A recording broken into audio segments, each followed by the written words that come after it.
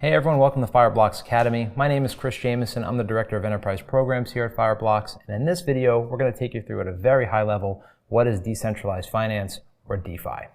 Now, DeFi is a very big topic. It can get very complex and very technical very quickly. You're going to hear a lot of crazy terms thrown out there like yield farming and staking. We're not going to get into that in this video here right now. We're going to keep this at a very high level and really try to focus on the business first side of things as a starting point.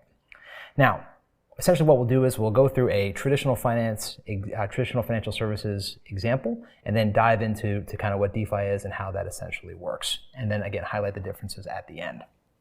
So to start, let's start with our TradFi example.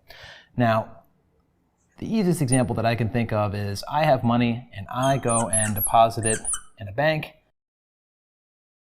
and I am paid interest on the money that I keep in there, for keeping that money in there essentially. The bank then turns around and lends this money to maybe individuals to buy a house, or maybe it's a corporate customer to buy a new office space. And they in turn pay interest back to the bank. And what the bank keeps is what's called the spread, which is the difference between the interest that they're charging customers that are borrowing from them and the interest that they're paying me as a depositor. This is called spread lending.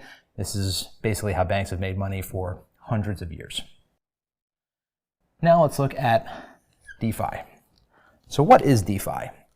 DeFi, in its very basic form, or simplest form, is automated peer-to-peer finance. And again, keeping it in the most simplistic form that we can, think of it as a way to earn extra yield on the assets that you already own. Almost like an Airbnb for crypto. And essentially what happens is that, let's just say, and we'll walk through a very simplistic example, let's just say that I have 1 Bitcoin. And this is just sitting in a wallet somewhere, and I want to go and earn some extra yield on this, on the holdings that I have, this specific Bitcoin. What I'll do is I'll go find a DeFi platform that I can go use. Let's say maybe it's someone like Aave or Compound.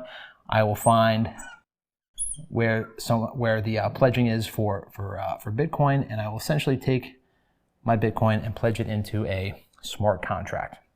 Now, a smart contract, very simply, is just codified logic that helps automate tasks that generally human beings might do, such as setting interest rates or issuing margin calls when collateral falls below a certain level.